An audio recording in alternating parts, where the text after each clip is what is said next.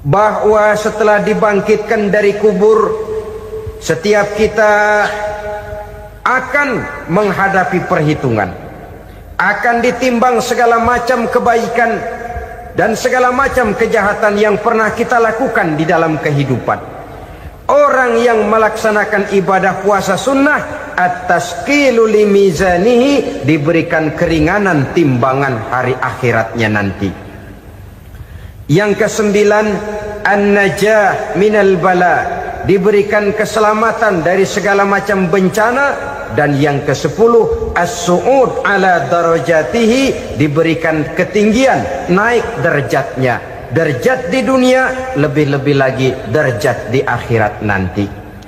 Ini keutamaan yang diberikan Allah Subhanahu wa ta'ala kepada mereka yang melaksanakan ibadah puasa 10 hari di bulan Zulhijjah menurut penjelasan sebagian dari para ulama kita. Jadi setelah puasa Muharram ada lagi puasa Zulhijjah. Kemudian puasa sunnah yang ketiga, puasa sunnah pada hari Senin dan hari Kamis.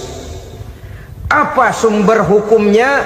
Diriwayatkan oleh Imam Muslim dari Abi Qatadah, Rasulullah Shallallahu Alaihi Wasallam ditanya tentang puasa pada hari Senin. Kenapa Rasul melakukan itu? Beliau menjawab, zalika yaumu wulidtu fihi wa yaumu bu'istu au unzila alayya fihi. Hari Senin itu adalah hari di mana aku dilahirkan dan hari di mana aku dibangkitkan. Wahyu pertama turun kepadaku pun pada hari itu. Maka sunnah melaksanakan puasa pada hari itu.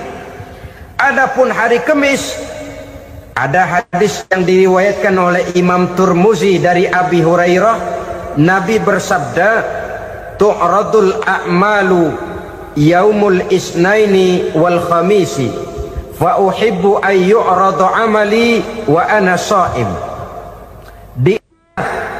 Disetor amal setiap manusia pada hari Senin dan pada hari Kamis. Maka aku ingin, kata Nabi, agar pada saat amalku disetor itu aku sedang puasa. Jadi malaikat itu menurut riwayat ini mencatat dan menyetorkan catatan amalan seseorang pada hari Senin, hari Kamis. Tiap hari Senin amalan kita disetor oleh malaikat. Catatan terakhir tentu yang sedang kita kerjakan, sehingga yang masuk daftar, saya tinggalkan orang ini, dia sedang puasa, karena naik catatan amalnya pada hari Senin. Kamis diangkat lagi, catatan paling akhir, saya tinggalkan orang ini, dia sedang puasa. Itu makna fa uhibbu ayyurada amali wa ana shaim. Aku senang kalau pada saat amalku disetor, catatan paling akhir aku lagi puasa. Satu keistimewaan. Alangkah celaka tiap amalan disetor kita sedang berbuat jahat. Senin, Kamis, teler, mabok, judi. Tiap amalan disetor, catatan akhirnya saya tinggalkan si fulan lagi teler. Laporan Senin. Kamis laporan lagi, saya tinggalkan si fulan lagi mirip kartu. Saudara hadirin yang saya muliakan, alangkah jeleknya catatan kita. Oleh karena itu sunnah puasa pada hari Senin dan hari Kamis. Ini amalan sunnah, saudara-saudara. Dan oleh karena ini amalan sunnah, sebagian ulama memberikan penjelasan, walaupun lupa niat, kalau sudah malam itu lupa niat, boleh niatnya sudah siang puasa sunnah ini, dengan catatan dari pagi belum makan apa-apa. Malam saudara lupa, tahu-tahu ingat ini hari Senin, ini hari Senin, dah jam 10, niatlah jam 10 itu, sah puasanya asal dari pagi belum makan apa-apa. Tapi kalau sudah dapat 2 piring baru niat, jam 10 itu lain, ngojek namanya. Jadi puasa sunnah yang ketiga, puasa pada hari Senin dan hari Kamis. Yang keempat, puasa jenis sunnah yang keempat, puasa 6 hari di bulan Syawal. Diriwayatkan oleh Imam Muslim dari Abi Ayyub bahwa Nabi bersabda, "Man shoma Ramadhana summa atba'ahu sittan min Syawal kana kasyamid dahri." Barang siapa yang berpuasa di bulan Ramadan kemudian diikutinya dengan 6 hari di bulan Syawal, maka dia seolah-olah seperti orang yang berpuasa 1 abad lamanya. Allahu Akbar. Demikian besar keuntungannya. 6 hari di bulan Syawal sama dengan orang yang berpuasa 1 abad lamanya. Ini fadailul a'mal, saudara-saudara. Jangan diartikan karena menang sudah puasa 6 hari bulan Syawal, Ramadan tahun depannya lantas nggak puasa. Kenapa? Ukurannya sudah 1 abad. Bukan itu pengertiannya. Ini mendorong orang memberikan ganjaran pahala yang sedemikian besar. 6 hari setelah Ramadan, artinya di bulan Syawal. Tidak pada hari pertama Syawal karena haram hukumnya berpuasa pada hari fitri itu. 6 hari di bulan Syawal. Tinggal lihat yang mampunya saja. Boleh berurutan, boleh tidak berselang-seling, boleh, asal saja jumlahnya 6 hari selama masih bulan Syawal itu. Hari ini 3 hari lagi, 4 hari lagi, diselang-seling atau berurutan, itu juga lebih baik. Puasa sunnah 6 hari daripada bulan Syawal. Kemudian yang kelima, puasa sunnah 3 hari pada setiap bulan. 3 hari pada setiap bulan. Diriwayatkan oleh Imam Bukhari dan Muslim dari Abi Hurairah. Abi Hurairah bercerita, "Ausani khalili sallallahu alaihi wasallam bisalasin." Kekasih saya Rasulullah berwasiat kepada saya, memesankan benar-benar kepada saya untuk melaksanakan 3 amalan yang terpuji. Pertama, siyamu salasati ayyamin min kulli syahrin. Puasa 3 hari dalam setiap bulan. Ini wasiat yang pertama. 3 hari pada setiap bulan. Tidak peduli bulan apa saja. Dalam artian ya bulan menurut perhitungan Islam ya. Muharram, Safar, Rabiul Awal, Rabiul Tsani, Jumadal Ula, Jumadil Akhir, Rajab, Sya'ban, Ramadan, Syawal, Zulqa'dah, Zulhijjah dan selanjutnya. 3 hari pada setiap bulan. Tanggalnya tanggal berapa saja. Lebih utama pada yang disebut Yaumul Bid, yaitu hari-hari di mana bulan menunjukkan purnama. Tanggal 13, tanggal 14 dan tanggal 15 pada setiap bulannya itu disunahkan melaksanakan puasa.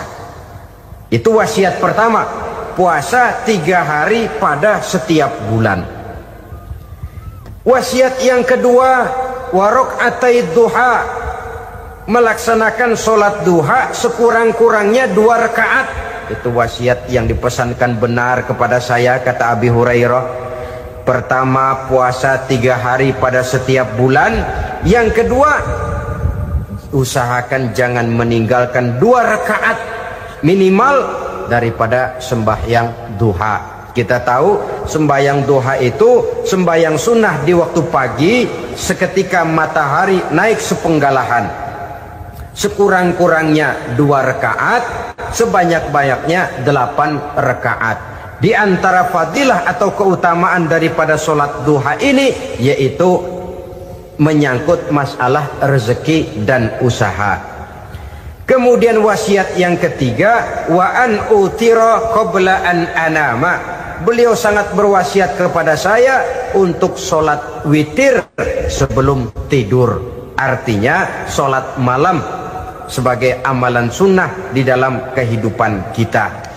Jadi saudara-saudara, dalam hidup ini kita akan selalu berbentur dengan keperluan. Kalau pada satu saat kita sudah sampai kepada tahap berpikir ini keperluan saya, tentu hal-hal semacam ini akan kita kerjakan. Kita belum tergerak melaksanakan ini semua oleh karena barangkali kita merasa belum memerlukannya. Karena itu marilah kita berusaha di samping melaksanakan puasa yang wajib juga melaksanakan puasa yang sunnah di dalam kehidupan kita. Ini jenis puasa-puasa yang sunnah. Kemudian yang kedua, ada macam puasa yang disebut puasa nazar. Hukum pelaksanaannya wajib apabila nazarnya sudah terwujud. Puasa nazar, puasa yang dikaitkan dengan suatu persoalan. Umpamanya, kalau saya lulus ujian, saya akan puasa 1 minggu lamanya. Begitu ujiannya ternyata lulus, dia wajib bayar nazarnya. Puasa 7 hari. Tidak lagi sunnah, tapi wajib karena dia nazarkan. Asal saja tidak sah nazar kepada yang makruh, apalagi kepada yang haram. Umpamanya, nazar kalau tembus 6 nomor mau puasa 3 hari. Itu nazar semacam itu bukan saja tidak sah, tapi haram hukumnya. Tidak boleh nazar kepada yang makruh, apalagi kepada yang haram. Jadi apabila maksud yang sudah kita niatkan tercapai, wajiblah nazar itu dibayar, yaitu kalau nazarnya sunnah, melaksanakan ibadah puasa.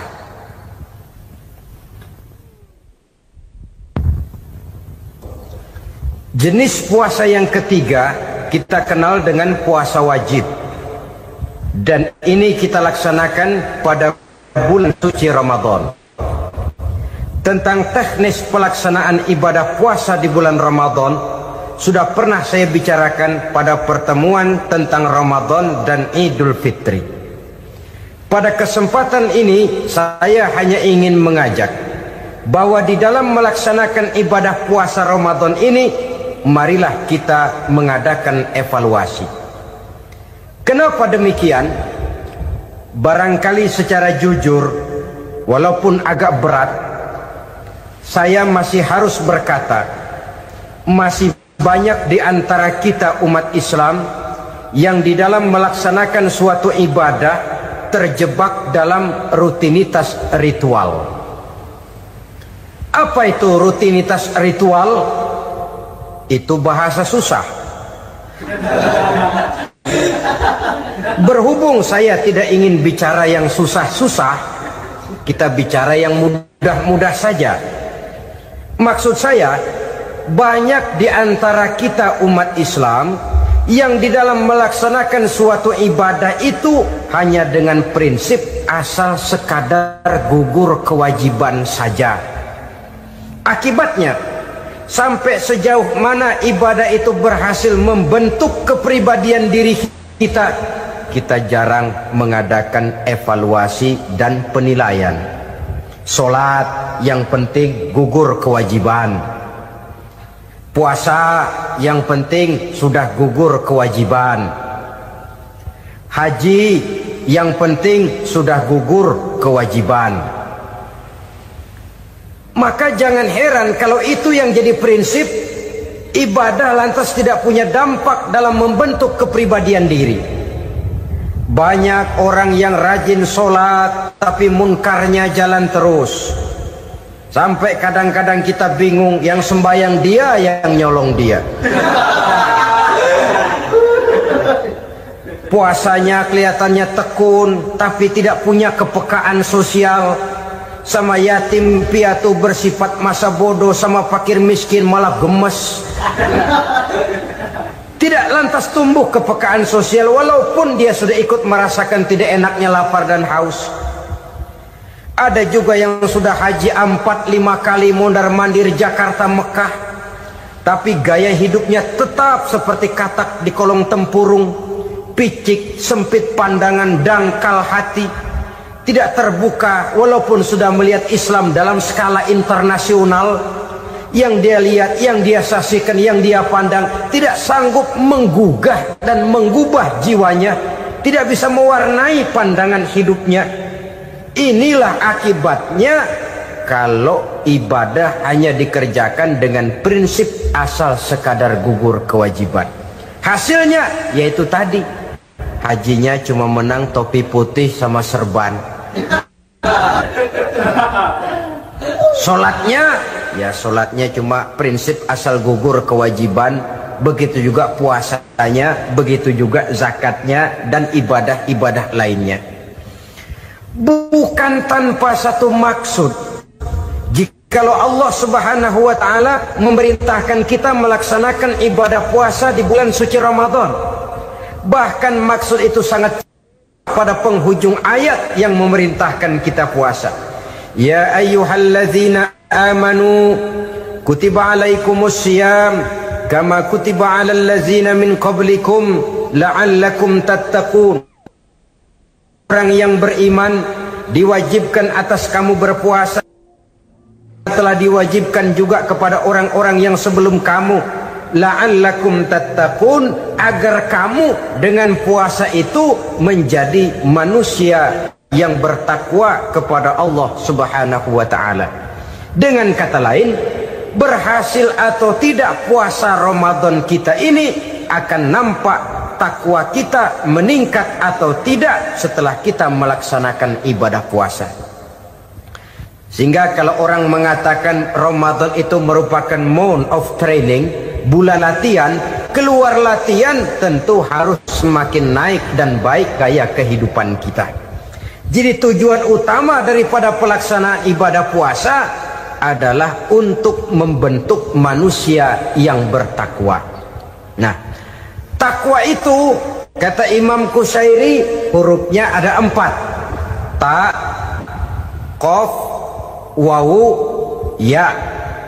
Masing-masing huruf ini simbol dari pribadi orang yang bertakwa, bina dan dibentuk oleh pelaksanaan puasanya. Mari kita lihat. Huruf ta adalah lambang dari sifat tawadhu, rendah hati. Orang yang bertakwa, orang yang tidak mempunyai sifat sombong. Puasa menanamkan kita kesadaran terhadap kelemahan, terhadap keterbatasan, terhadap segala ketidakmampuan yang kita miliki. Ya Allah, baru sehari nggak kena makan, nggak kena minum, sudah begini lemesnya. Puasa memang, kalau pagi orang masih sehat, masih terdorong oleh sahur, siang masih lumayan, tapi zuhur ke atas biasanya mulai sikap lemah manusiawi, keterbatasan kekuatan biologis itu mulai nampak.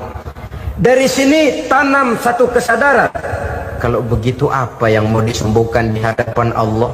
Kaya, siapa sih orang paling kaya? Ilmu, siapa sih orang paling pintar? Pangkat, siapa sih orang paling tinggi jabatannya? Dari sifat semacam ini lahir introspeksi, rasa mawas diri, timbul sifat tawaduknya, rendah hatinya, tidak melonjak menjadi angku dan sombong lantaran sedikit kemampuan dan kekuatan yang dimilikinya. Lalu untuk sikap yang lebih jauh, terwujudlah, terbentuklah apa yang dinamakan stabilitas temperatur batin. Orang tetap konstan menjaga nilai-nilai idealisme yang pernah dimilikinya. Dia mulai dengan adil, dia berjalan tetap dengan keadilan, dan dia berakhir juga tetap dalam keadilan. Jangan mulainya adil, tengahnya setengah adil, di akhirnya malah zolim sama sekali. Ini tidak punya stabilitas temperatur batin. Kan banyak orang begitu toh. Mulanya benar, belakangan mau benar sendiri. Mulanya sudah rela berkorban buat kepentingan orang banyak, belakangan malah selalu mengorbankan kepentingan orang banyak. Waktu di bawah rajin baca ayat kursi, dapat kursi lupa ayat.